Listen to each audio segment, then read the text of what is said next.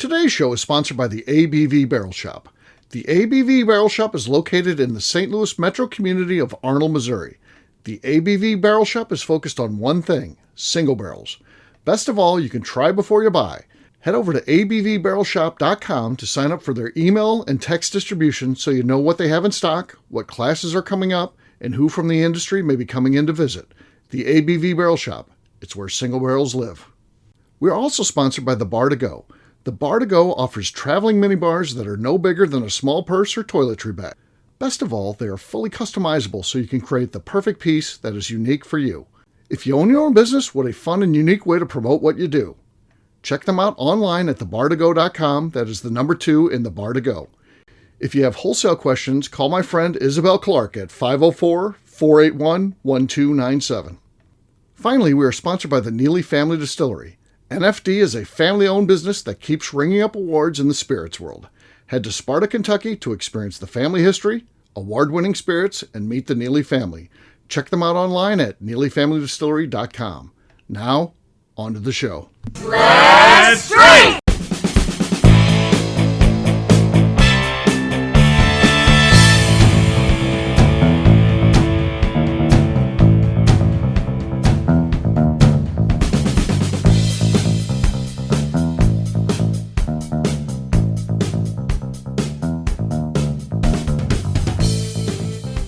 Welcome to the Bourbon Daily, the podcast about everything bourbon delivered to you every day of the week. Today on the show, we talk about a Kentucky distillery that had its grand opening 1 month and then filed for bankruptcy the next. My name is Justine Mays. Please join me in welcoming my co-host, Steve Akeley, along with our special guests, Kathy Kuhl, Joe Ferrara, and Jeff Andreezi. Hey, gang, what's up? Hi, everybody. Hey, hello. So, yes, we are going to be talking today about a distillery. Officially, when they made it a month, so that's not bad, I guess.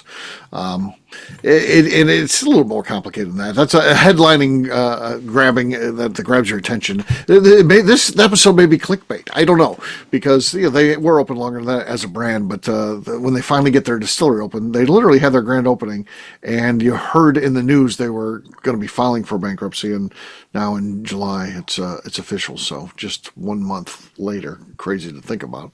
But we'll talk about that. We'll have Kathy dig into that for us. But right now, though, Joe said there's something he wanted to talk about. What is that? I think probably now in our lives, we all have nice cars that we drive. Sure. But did anybody have a real clunker as their first car when they were maybe a teenager, or somebody gave them a car that was barely holding it together? Okay. My first car didn't make it a day before it turned into a fireball Oh, geez. on the side of the highway between Macon and Moberly. Okay. Interesting. That's Yeah. Well played. Yeah. It was my parents' car, and I had actually driven it in high school back and forth to school, and I was in college, and I think I was like 22. And they're like, okay, you can have it now. And I loaded it up, and my boyfriend rode his Ford Escort behind me. Right. And it kept making weird noises. I guess I threw a rod through the oil pan. Okay. And it went ablaze. Luckily, I got all my stuff out, and we had to drive 7 miles because this was before cell phones. Sure. To get to a phone, and we called 911, and they're like, "Yeah, we know." Yeah. She gone. We're at the car right now. She gone. Yeah. Okay. All right. I had a couple of clunkers. I inherited the family 72 Chrysler Newport. So what is that song? It's as big as a whale. Yeah, that's what I had. Oh. One of those huge cars. Love Shack. Love Shack, yeah. But a few years later, as I was finishing up college, had a 69 Bel Air that I'd bought from a buddy's dad. It was parked out in the woods. He sold it to me for $100, and we were going to take it fishing the next day, and it was in the morning, dark out, and turned the lights on, and both of them flame shot out of them because they were both cracked and the filaments burned up. So we had to wait a while till the sun was up before we could go fishing that day. But 2 old cars that were well beyond their prime that I drove for a few years. Any dead bodies in that car in the woods. Yeah, I'm surprised. So one of them ended up in a demo derby. Okay. The Newport ended up. I sold it to a buddy. He put it in the demo. Yeah. The Bel Air ended up as a car that one of those monster truck shows. I traded it in, and they came along to some of the dealers in Grand Forks, and there's my car getting run over by USA One back in about 1989. So true story. Okay. Justine texted me. She's frozen up, which I didn't even notice. She's usually pretty quiet. That's so funny, yeah. She's usually pretty quiet and sits kind of like she is in there, so we don't even notice. So technically, Justine is she's not with us right now, so she's working on it. She may be coming back in. Trying to join again. Maybe come back in. My first car was actually awesome, but and I had it, drove it through high school, and I had it after that. I actually had it till. Hell, I was married and everything else, but it was a '66 Mustang. So I go to this. My dad takes me out right before my birthday. My parents did. They took me out to Giuseppe's, my favorite restaurant, and they took us there for pizza. And parked outside this restaurant was a '66 Mustang, and my dad was like, "Hey, look at that!" I was like, "Yeah, that's cool." So we go and we have. Because I love Mustangs. We go in and have dinner and come back out. My dad was like, "Oh, well, here's the keys for that Mustang. You can drive that home.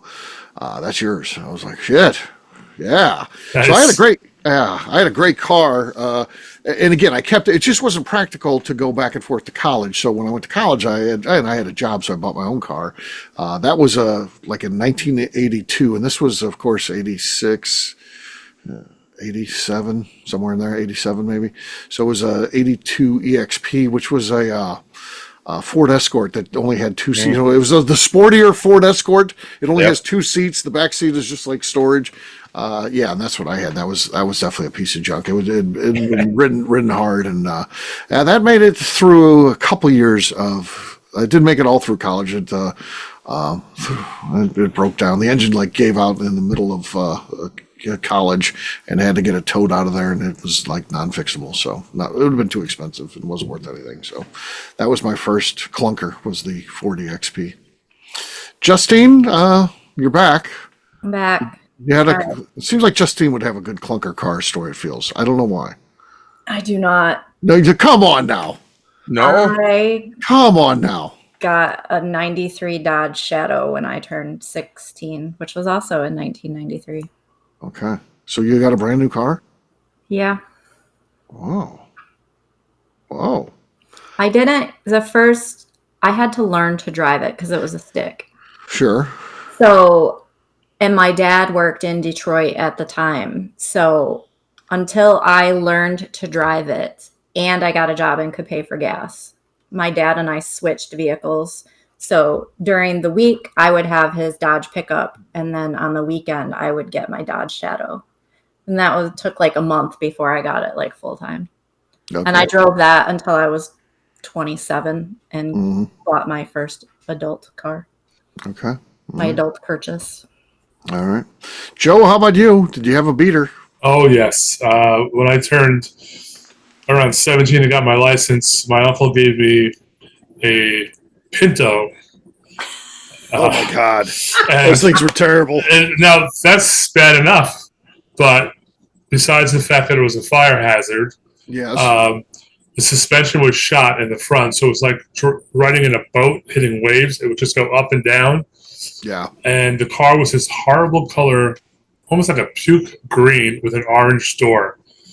And believe it or not, one day, coming in the other direction, there's a guy with a orange car with a puke green door. And as we drove by, we just pointed at each other like, "Hey." So this car, it would literally bounce practically. And then one day it bounced and hit a sewer plate that was sticking out of the ground a little, and it just tore out the whole bottom of the engine. So that was the end of that one. But it was fun driving. Sure. A Pinto, yes. Good times. Yeah. My parents had a '74 Gremlin, so that was So that was the car everyone learned how to drive on. So me and my sister both, and then I got the Mustang, and she got that Gremlin. Oh, She's pissed about that to this day. No to this wonder day, she's if so you cranky. yeah, if I you would ask her be about too. that- oh yeah, she's still pissed. But what are you gonna do? What are you gonna do? Follow-up question. Yes. Do you name your vehicles? Yes. No. Yeah. Yes. Shark 2 is one of mine. I don't. My kids always named my buddies pickups. They always had a name for them, but not mine. How about you, Justine? Yes, I name all my vehicles. Okay. What are you currently driving? I currently drive Dick Azinia, I believe is the name of it. yeah. I currently drive a Trailblazer, and her name is Freya. Freya. Okay. Right. Interesting. My first car, his name was Sheldon.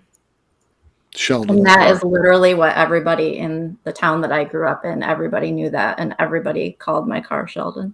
Sheldon. Okay. To this day, people still say something. Ask about Sheldon. How's Sheldon doing? You're like, he didn't make it. He didn't Right. make it. Right. All right. On that note, it's time to drink. I'll go first. Here we go.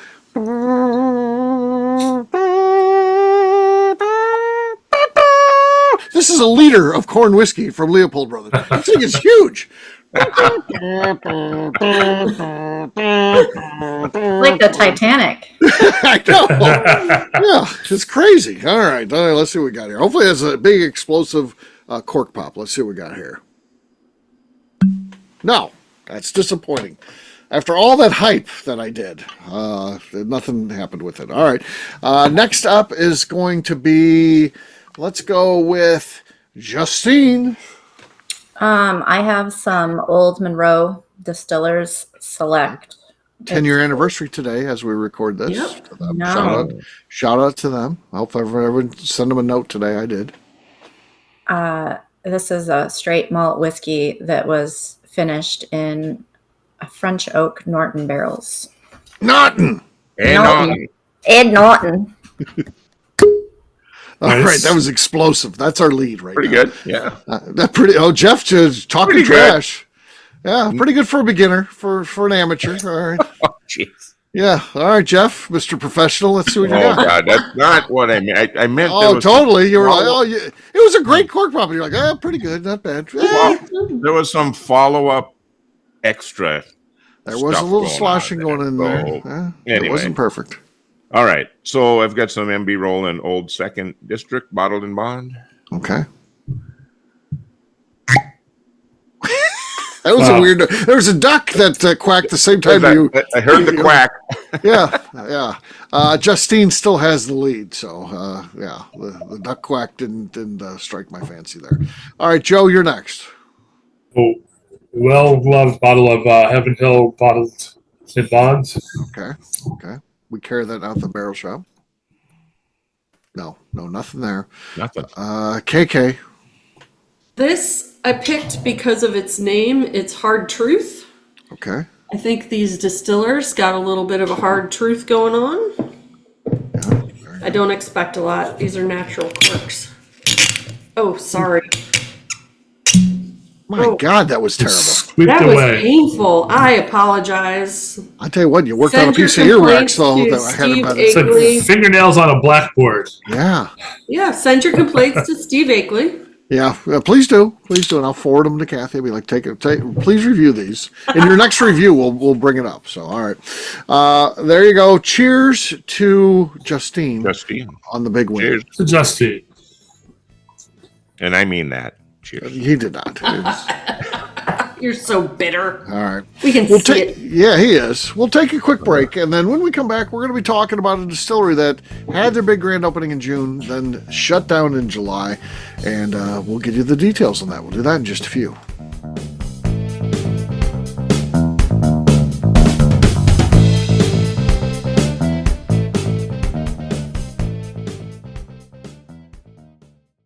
Okay, let's talk about the people that make these shows happen.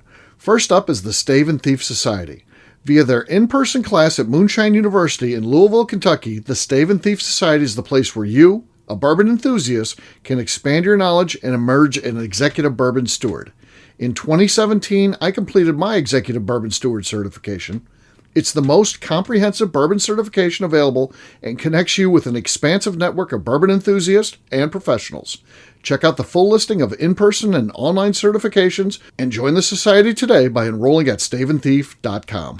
Speaking of Executive Bourbon Steward certification, the ABV Barrel Shop in St. Louis, Missouri has developed a unique partnership with the Stave and Thief Society to offer a preparatory class to assist you in getting your Executive Bourbon Steward certification. This prep class costs only $25 and is available to take live or online via Zoom. Graduates of our class receive a coupon code good for 15% off your Executive Bourbon Steward certification held in Louisville, Kentucky.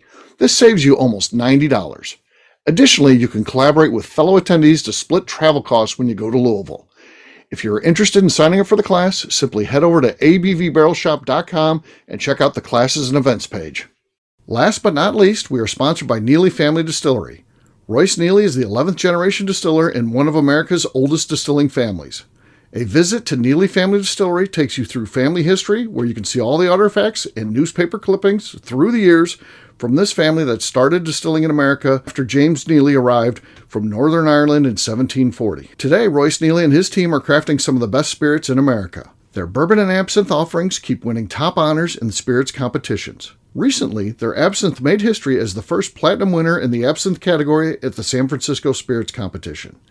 Neely Family Distillery is definitely a bucket list destination if you are a bourbon fan. Learn more about their spirit offerings, visiting their facility, and the awards they have collected over at NeelyFamilyDistillery.com. And now, back to the show.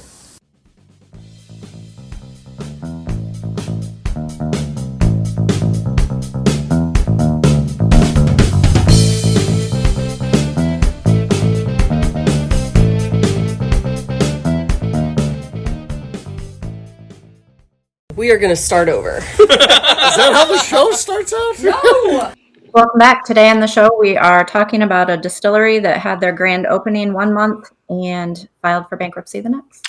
Yes, we are. So bankruptcy doesn't mean that they're going away forever. Who knows? There's a chance they go into court, they plead their case, and the judge will look at the financials and decide where do we go from here? Does you have to liquidate and sell everything off and pay creditors? Can you reorganize? Do you have additional funds you can put in? So this is not to say that they're going away. We don't know any of that. That will happen in court.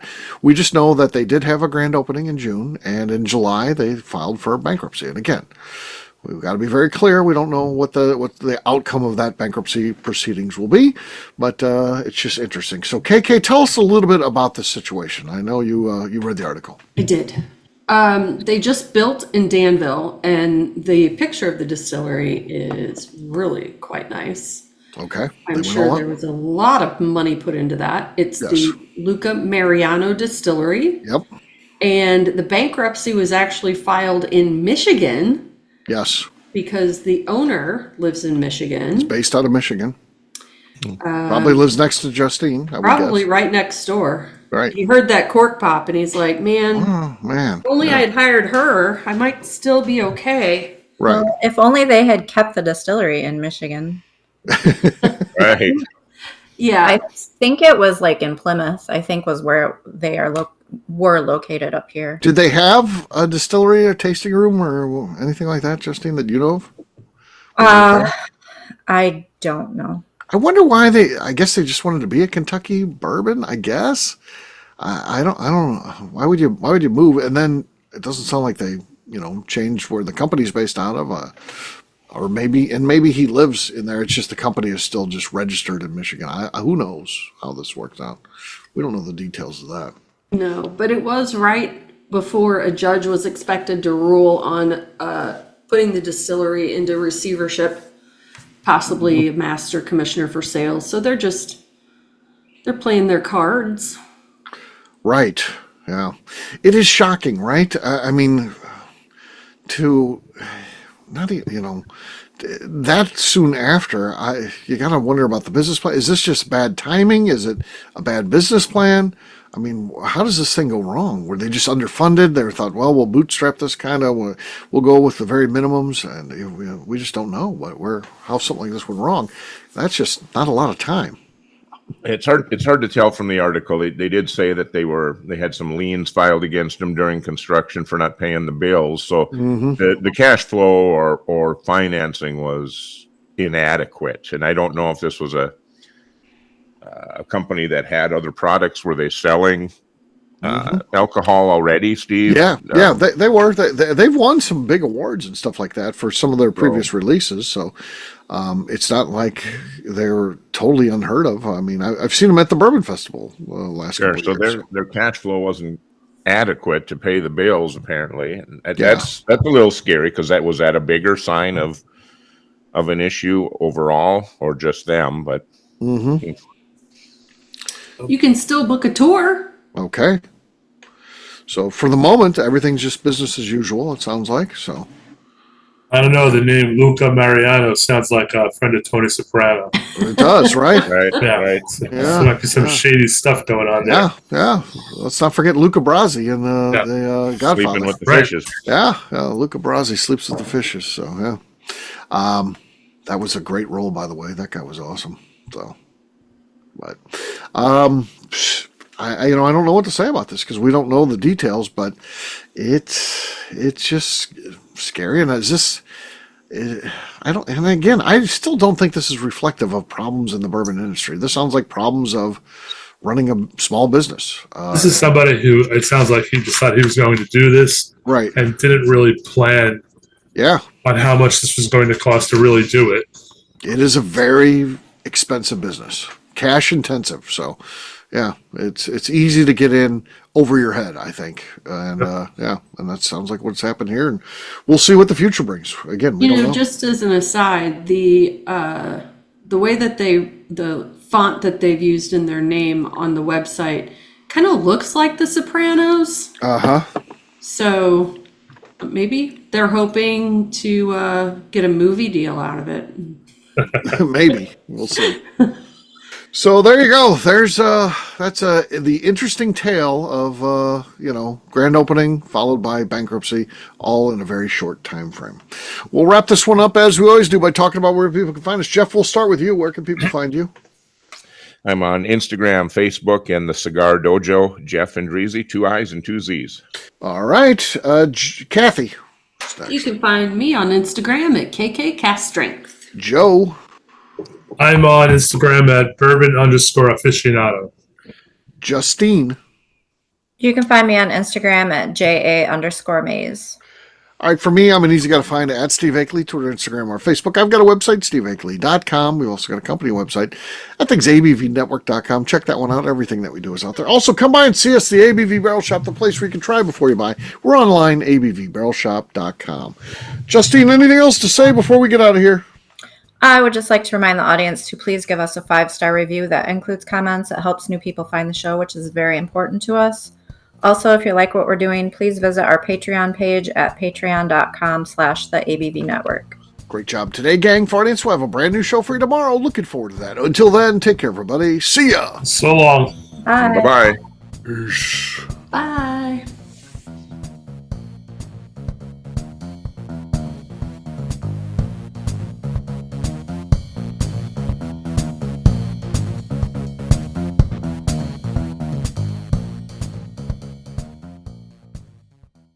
Before we let you go, let's talk about one last thing. The ABV Barrel Shop in the St. Louis community of Arnold, Missouri. The ABV Barrel Shop is focused on a couple of things. First of all, single barrels. We are the place where single barrels live. We go to distilleries, taste through the whiskey, select the best barrel, and have it shipped to our store where we present it to you, our customers, by allowing you to try before you buy. We're also known for the classes that we have in our education center in the store, as well as the events we have with industry professionals from the bourbon business. If you are in the St. Louis area, please come by and visit us at 6 Fox Valley Center in Arnold, Missouri. Or at a minimum, at least sign up for our email and text distribution so you know exactly what's going on in our shop over at abvbarrelshop.com. This is Steve Akeley, owner of the ABV Network, signing off. We thank you for listening to our programming and truly appreciate your support. The Bourbon Daily is part of the ABV Network. For more information or to become a sponsor, please visit abvnetwork.com. Thanks for listening and cheers. This has been a Steve Akeley production.